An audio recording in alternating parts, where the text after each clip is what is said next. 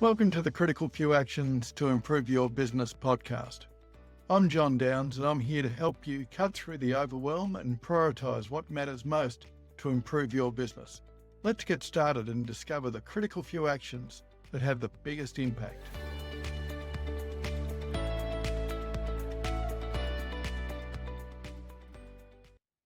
Chris Ball began Sailor's Grave with his wife Gabby back in 2016 to revitalise a rural, former logging township and make it a place that their kids might want to stay in when they grow up, rather than leave like everybody else. Starting with a background in landscape gardening and restaurant management, this just made total sense. Chris, welcome. Thank you, John. So Chris, what inspired you to get into brewing beer in Marlowe? At the time, previous to this, both Gab and I, my wife and business partner, were landscape architects working in Sydney. We opened a restaurant and bar in Darlinghurst and ran it for 4 years. We had no family up there. We had one child and wanted to get back to Gab's family farm and the community around here and start a business here. Beer was an interest. We had talked about starting a gelato factory in Bali. Thank God that one didn't eventuate. But yeah, always passionate about beer. But the priority more was the place where we were going than the product itself. So that beer's turned out to be fantastic. I'm passionate about it. I think about it 24/7. It's a creative pursuit. It's a community pursuit. It's a business as well, with a lot in common with a lot of other businesses. But I wouldn't choose to switch to another business. I love beer. And were you a passionate home brewer that decided to go upscale or just a drinker? I was a home brewer, a beer drinker, definitely, and a home brewer. There was a point when we made the transition where Gab and I said, should we do some sort of formal training or should we go on a 3-month research trip to the US? We chose the latter. And there's pros and cons to both approaches. With brewing, there's a lot of science, but the science is easily picked up.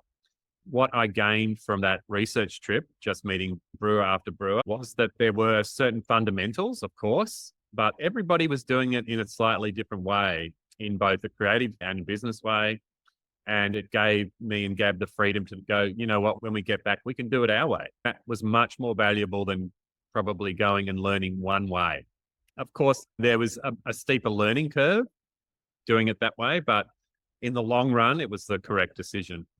Yeah. And so what were the key things that you learned out of the US trip? And did you just ring up a bunch of brewers and say, hey, we're coming over, we don't know about running a brewery. Would you mind giving us an hour and telling us everything we need to know? Yeah, exactly. I just cold contacted a bunch of people. I had no contacts at that point. Everybody was accommodating. A couple of people weren't that friendly, but I had the Australian passport to access. It was something about being an Australian brewer, and I always title my emails Australian brewer that people just wanted to respond to. Everybody was very giving. You know, I met tiny little breweries that had, you know, workforce equity in their businesses. I met big breweries that had just sold part of their company to large conglomerates.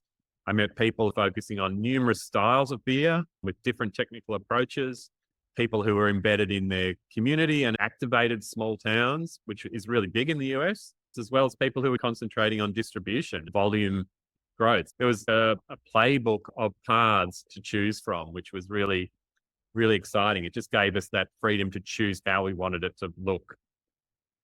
So tell me, how does your business model work?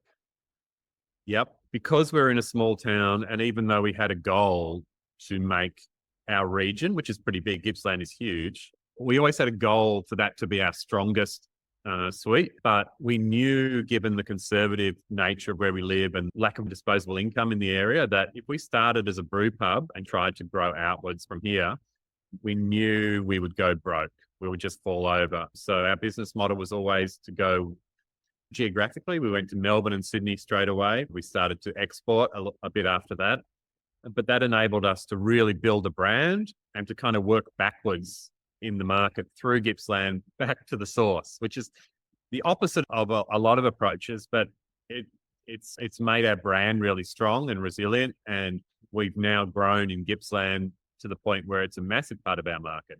And that's, for us, that's a long-term strength. Being remote from your market, like export or Melbourne or Sydney, is great. It's really dynamic, but there's risks in that. So long term, having that Gippsland strength is really important to us.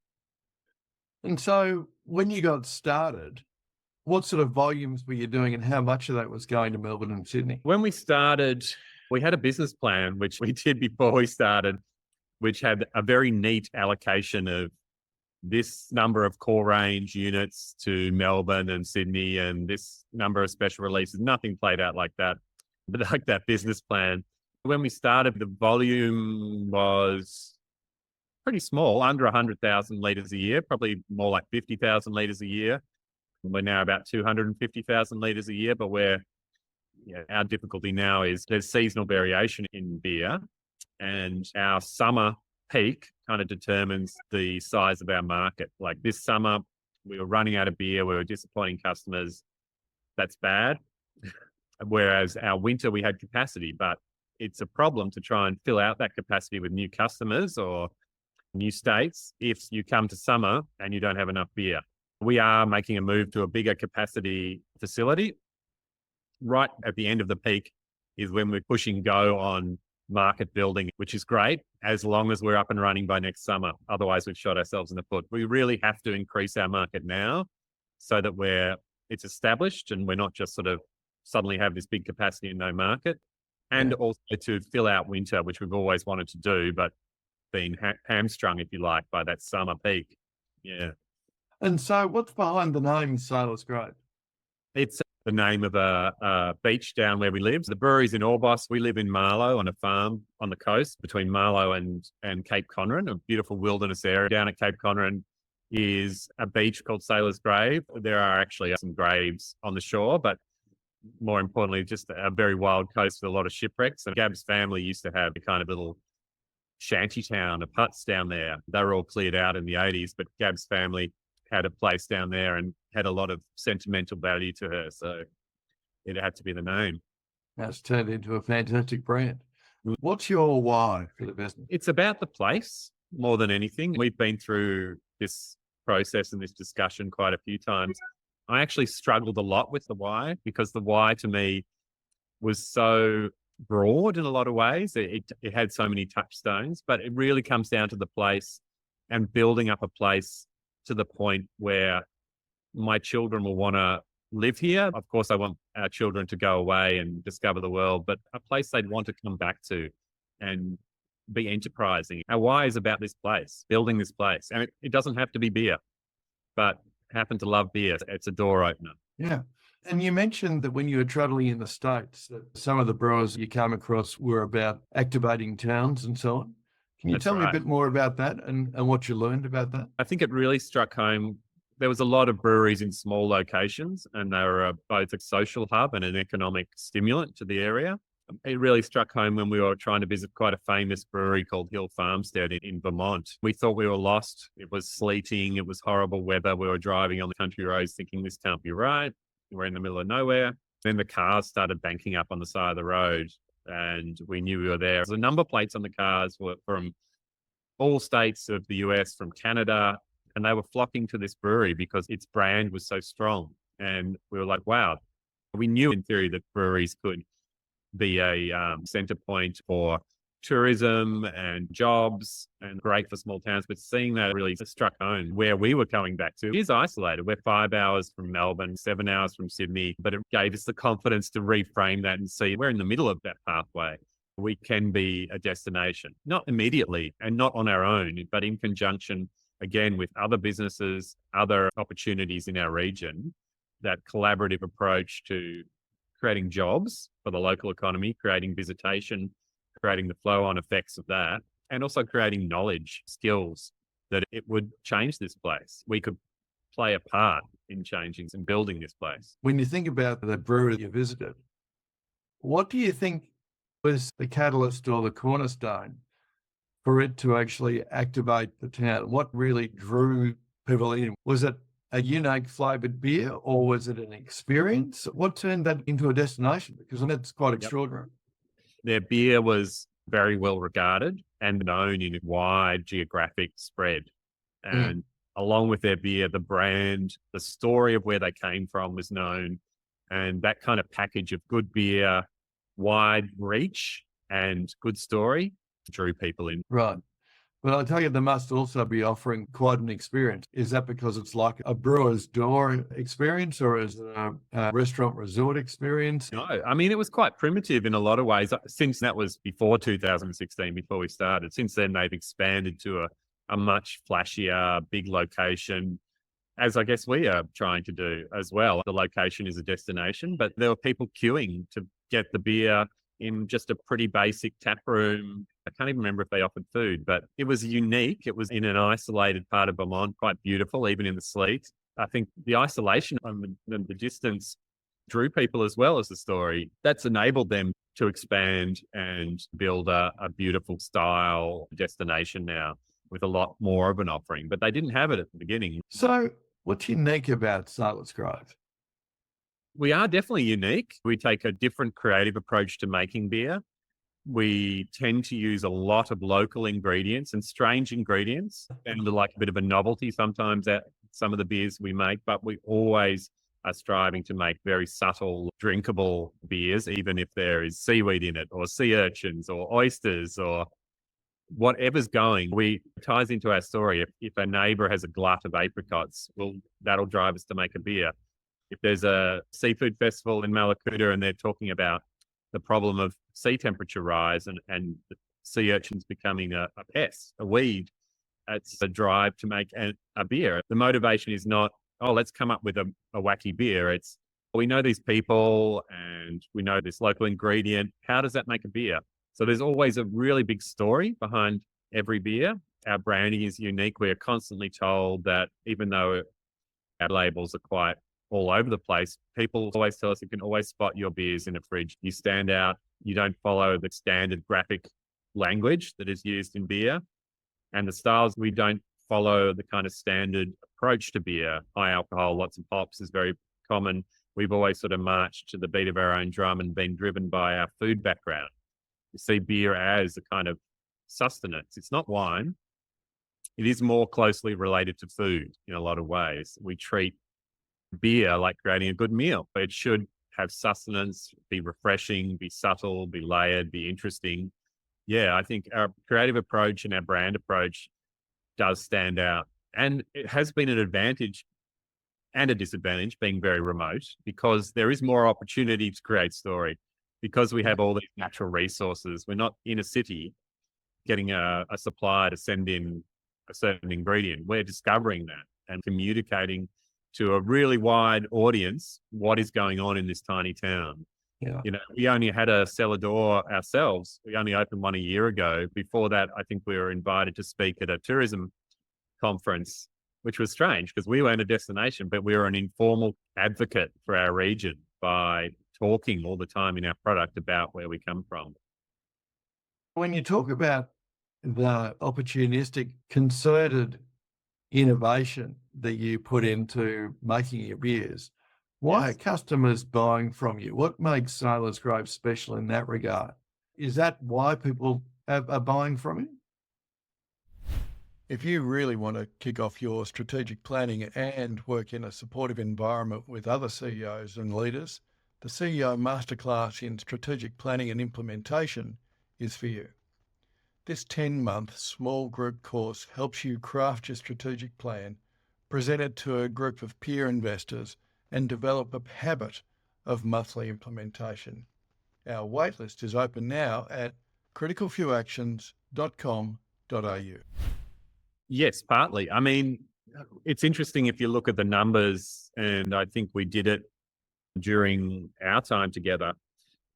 Integrity and purpose, they're on the list of what makes people make a decision. People will make a lot of decisions based on price. You know, you can't ignore that, and we have to factor that into our model. But in that middle ground of price, you can't undervalue or overvalue your product.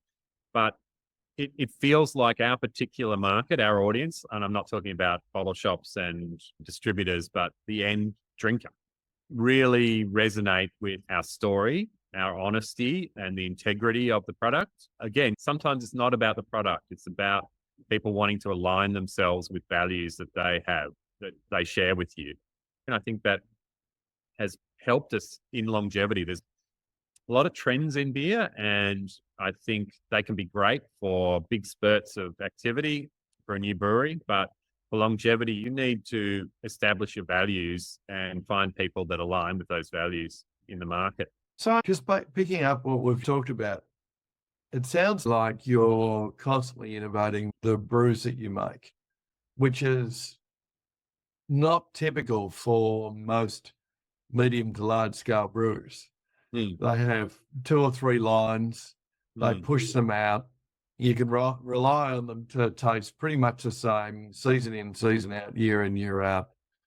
And that provides a sort of a continuity and of their product base. What's your product strategy and how does that work? This is a really interesting point, and it's changed for everyone over the last few years. The COVID period was not bad for breweries in general. It was bad for a lot of breweries that were relying on large volumes of keg sales because kegs go to venues and venues were shut. But Yeah, packaged beer boomed during COVID because people were stuck at home. yeah. And the interest in variation, not just consistency, really boomed. There was a boom in the craft beer world in general in limited releases. There was a phrase, unlimited limiteds, that has recently been talked about. A lot of people were doing the same trendy beers as certain styles beer, which are trendy at any time. They were doing lots of versions of that without any real innovation in their products. But everybody kind of adapted to producing lots of different things. There's a kind of, we're all feeling our way, I have to say, because the patterns are all very different, even post-COVID. Now, there's still that interest in something different, but people are also kind of looking for reassurance and something they know. So, Right. yeah, it's nuanced. There's not one single approach. It comes back to that integrity point. If you're innovating and there is a real story behind it, not just a marketing story, then you'll always find a market for that. People want both. They want to know what you're doing will be something familiar, but they also want something new. They want to discover something. So I remember when we were together having dinner at a beautiful floating restaurant in Lake's Entrance, Yep. Soda Fish. Yep. And I remember having dinner there one night and the Sailor's Grave that was being recommended with the entree had seaweed in it. And then a couple of months later, it did actually have the sea urchin. So I'm glad that you brought both those up. But it's made me sort of wonder, okay, so do you have a core range and then an innovation range or a seasonal range? And how do you balance those two? Yep, we've got a core range and a seasonal range, and they kind of perform different functions. The seasonal range definitely keeps people interested and brings us new customers. The core range has always been important. We have 4 core range beers, from a very simple draft lager to a very drinkable session IPA. Quite boring, but really drinkable. That's important to have in your core range. The other 2 in the core range are interesting. A sort of mid-strength lemon meringue cream sour, it's called. Lots of fresh lemon and lactose and lemon juice. Again, very drinkable, but not as boring. Lemon meringue cream. I never thought I'd hear those 3 relating to a beer, but yep. And the Goza, the Down She Goes, is a seaweed beer. And again, it's core range because as far as drinkability goes, it's extremely drinkable. The seaweed only comes through as a kind of oceany character, not at all strange. So all the core range have to be really, really drinkable. You want to have a few of them. You could happily drink quite a few in a row.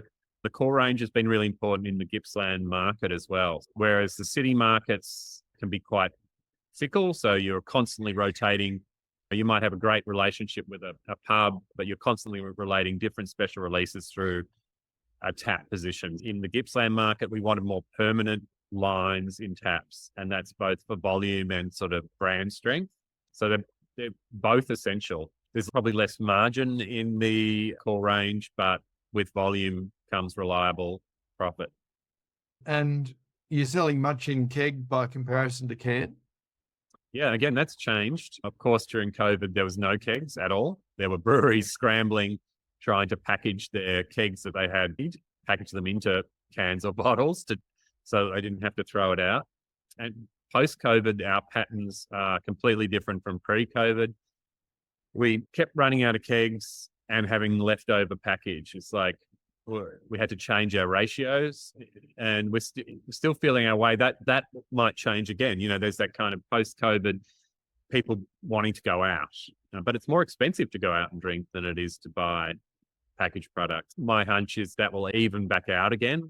You have to be nimble and quickly adapt the ratio. We used to do 1/3 kegs, 2/3 package. Now more than half is kegs, but that allows us to make sure you run out quickly of any package release. You don't want anything sitting around. You have to be adaptable. They are interesting times at the moment. Yeah. Thinking about kicking off in 2016 with fantastic ambitions and a really worthy goal of helping to activate a brewery. Over the last 6 years, what have been the major roadblocks along the way, and how do you overcome them? Organizational structure, the chaos of a small business, not capitalizing on opportunities. I think they were the major problems. We've been working a lot in the last year to invest in structure. I think we never had a problem with generating interest. We were able to build organically and afford to buy more tanks and grow new markets, but we had a problem with structure. We just weren't organized enough. We didn't pay attention to staff, to opportunities. That is so important, even in a small scale. If you don't start to build that in at a small scale, you'll hit some problems. Do you want to give me some specific examples of the sorts of things that you stumbled on? So in a brand sense, we were constantly releasing new beers, and sometimes we'd notice that beer had been made and sold out, and we never even promoted it on social media or done a launch. We were wasting all this brand capital because we didn't have a calendar about how to structure when you would release something, how you would release something, who you would collaborate with. We would do it all very ad hoc and on the fly, I guess. As far as human resources, we just worked our ass off, as you do at the beginning of a business. Things that suffered weren't the beer, but our organizational structure of who was doing what, when. As you grow staff, that has an impact. People need to feel that they are appreciated and enabled to do their best. People want to do their best most of the time, but they need you as a business owner to enable them through the simplest, most boring things: weekly meetings, targets, reviews.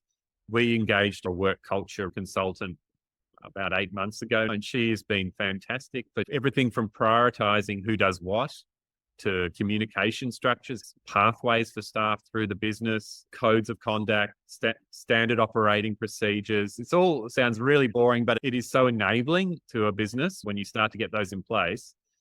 They're so enabling. They let you plan. They let you have the time to capitalize on opportunities, not like have someone contact you about some potential project and you missing the email, and I'm still missing emails. You're not just having things slide by. You're working so hard and creating such certain amounts of traction and not capitalizing on it. That's a waste of energy, time, and money. And whilst entrepreneurs thrive on the chaos theory for at least the first 3 to 5 years, we can't expect employees to A, be mind readers, but B, also be happy to live in a completely unstructured environment, which is startup anyway, unless they feel that they're deeply connected with it in some way that's beyond just an employment contract. Yeah, especially out here where it's hard to find people. There's a shortage of staff. It's easy to attract them when they get lost because they'll just go somewhere else. Yeah. You're now about to go through a significant expansion process. What does that look like, and what are the roadblocks that you're coming across there? What have been your challenges? It's been going on for a few years now. We received a large government grant through Regional Development Victoria back just before the bushfires and COVID. So that's going back, it's 2009. We got that grant, and the schedule to build a new facility and hospitality destination on the farm in Marlowe, where we live, has been massively delayed. We went through COVID, supply chain issues, bureaucratic delays, you name it. It's been massively delayed. It's gone massively over budget. We have to borrow an enormous amount of money from the bank to complete the project now. $3.2 million, which is a lot of money for a little business. We're not the size of business that would normally borrow that much money, to be honest. But our eye is still on the final point. Sometimes it seems a little bit overwhelming what we're moving towards, but really we're opening up opportunities for all the things we believe in as far as employing people in the region, growing, collaborating with people, value adding in a facility where we can brew other people's beer. We can help other breweries get off the ground. We can brew other products. We will be able to malt grain. So we'll be able to use the local farmers' grain in our beer, which, there's all these beautiful kind of circular economy elements to it, which we've been dreaming of and will be possible. It is a really difficult journey to get to that point. So many unforeseen costs, but when it's built, it will be amazing. But we've only just cleared, because it's a greenfield site. It's a paddock on a farm. We've just cleared our EPA requirements, so we can start building now. But again, for anyone applying for a grant, there's a funny thing about grants in that they often have very short windows of application.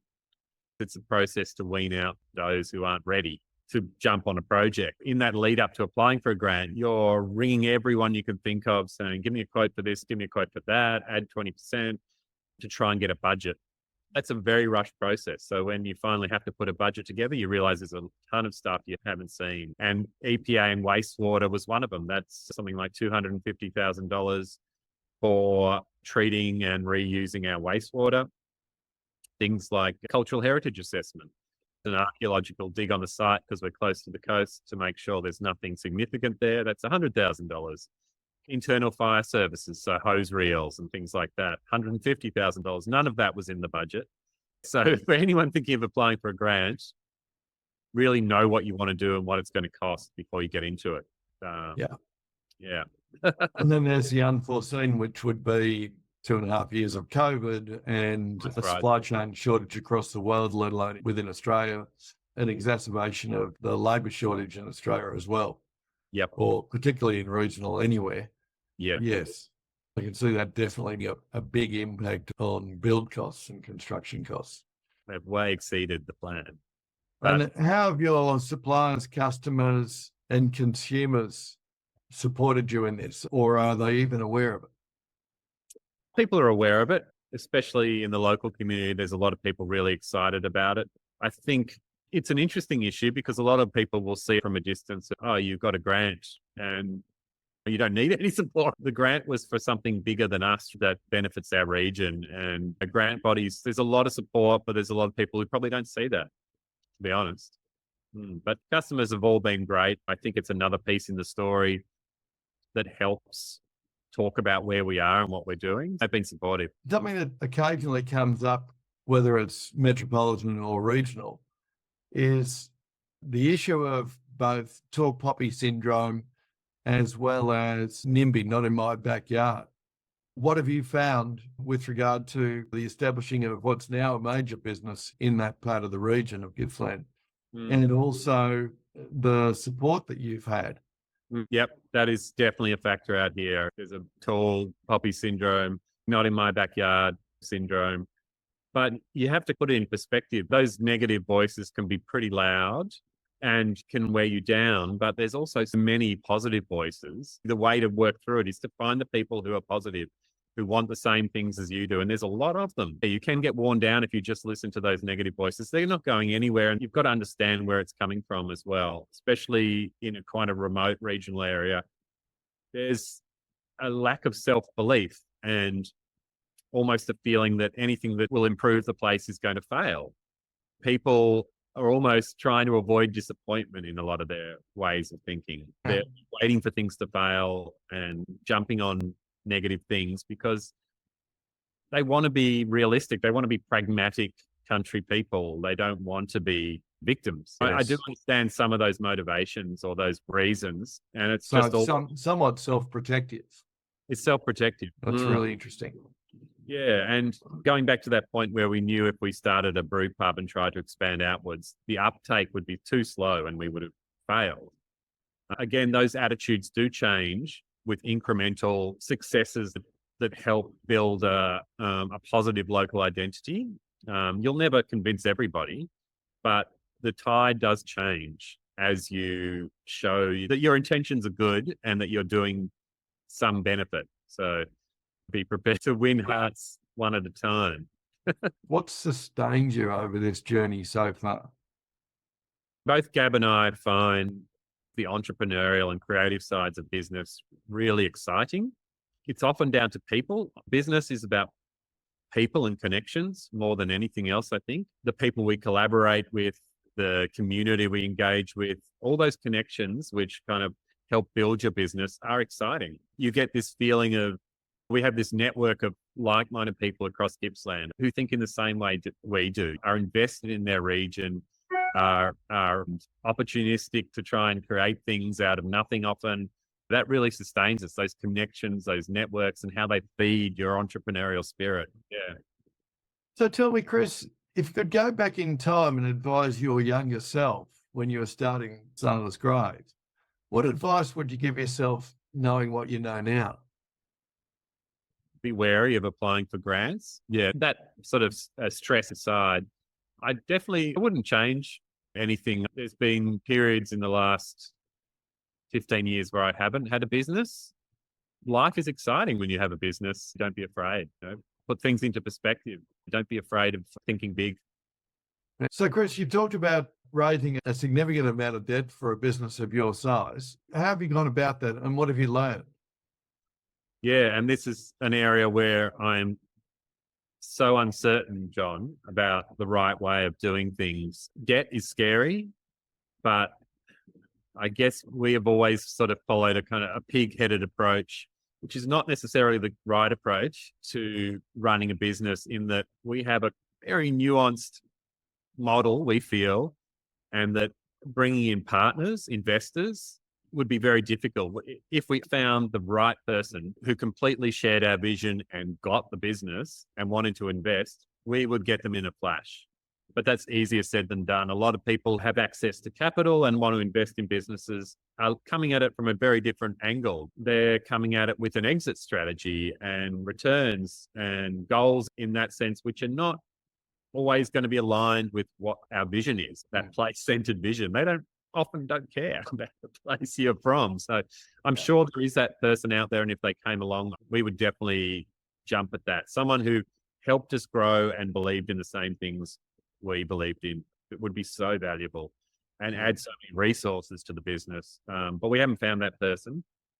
We've been reluctant to look, to be honest, which is stupid. So we've taken a purely debt approach. It's very easy to fund new equipment. That's an easy path to raising money. But where we are at the moment, where we need an enormous amount of money to complete a project with a big vision, that's hard. Banks are quite nervous about that. And it's a chicken and egg thing. I think I might have discussed we're at the point where we don't have any more capacity to produce beer, really grow our market too quickly, or we're going to shoot ourselves in the foot. But that is planned into our opening of the new place with a much larger capacity. Communicating that vision amongst ourselves is easy, but communicating that to a bank is actually quite hard. They want to see that market grown already, if you like, so that they have confidence you'll be able to pay your debt back. But I wouldn't be afraid. I'm not afraid of debt. That's that probably stupid entrepreneurial optimism. I have no doubt that we'll be able to grow with what it pays for. But it's not the easiest path to raising money. And so what have you learned about dealing with the banks in that regard then? I've learned that there are two sides to a bank. There are basically, if you're cynical, you would call them salesmen, the bankers you deal with who share your vision, are excited about what you do, are sold on your story. And then there are the people who look at risk, who ultimately are the gatekeepers to the cash. And you can get a kind of a clash between the two in a lot of times. You need those people within a bank on your side, because they're going to help negotiate for you with the kind of faceless gatekeepers behind the scenes. But really need to know your numbers and your weaknesses and your strengths and your assumptions. And you need to be able to communicate them clearly to a bank. Fantastic. And if a CEO is looking to improve their organisation, from your 15 plus years of running businesses and business learning, what critical few actions should they start doing tomorrow if they did nothing else? Well, there's a few. One is the money. Take time to look at your numbers and how they work. That you can get carried away with the flow of business, bringing money in, looking at certain elements of your profit and loss or your balance sheet, and taking time to regularly dig down into those numbers is so important. You identify key points in your profit and loss that are vulnerable or powerful, and it helps you work out where to concentrate your efforts, because you don't have unlimited time and resources. Working out what is most valuable to your business for its cash flow, growth, everything is really worth taking that time to regularly interrogate. Why is that number like that? What's driving that? Why is that thing I thought was so important to the business doesn't actually generate that much money, but it takes a lot of time? All those little things are important because it'll give you vision for how you should behave in the future. That's a critical action. The other is invest time in your structures, especially in the structuring of your human resources. Value them. Without them, you're stuffed. You want people who share your vision, are in it for the long haul, and are trying to make your business succeed as much as you are. Investing in structure around human beings is another critical action. Taking time to look at your own happiness is really important. What are you getting out of it? What should you change or not change? I mean, without your human resources, it would collapse. So are you feeling rewarded? Is this about money? Is this about lifestyle? Work out what it is that's driving you and if those drives are being met. I mean, planning is a good one. That comes back to that first point. If you are focusing on the details of structure, details of numbers, it helps you plan. It helps you realize what your urgent actions are. A good example of that, we look at our profit and loss and we realize margin is so important. In this last year with operating costs basically going up an enormous amount, and we did budget for that. We look at the budgeted figures for operating costs and thought they were generous, and they've gone up to our generous allocation. But it puts a lot of pressure on your margins. For us, that means we're concentrating a lot of efforts in opening up a couple of little bars in the region. They're high margin businesses and they don't really affect our operating costs that much. Freight, yes, but not in a big way. And they massively give us a buffer and an increase in our below the line figures. So we know we have to target that, like growing volume and sort of your gross profit percentages is one thing, but getting some high margin stuff and how to do it, it's just through focusing on the numbers that we can see that pathway. Absolutely crucial. So where do you want to be in the next 5 years, Chris? Well, we want our farm brewery to be that place that we saw in Vermont. We want to be a destination and a sort of community center as well that benefits people. We want to feel pride. We want to see ourselves as an essential part of a region that is growing and hopefully has grown by then. Fantastic. Well, with the drive determination that you've demonstrated over the last 6 years to get to where you are now, with a set of products that are recognised and welcomed nationally and exported, I've got no doubt that that's absolutely achieved. You two have driven and created something quite extraordinary already, and they've got the most amazing purpose behind it. So I wish you very well with that. Chris, thank you so much for your time and for sharing as openly as you have today. I really appreciate it. No worries, John. Thanks so much for the chat.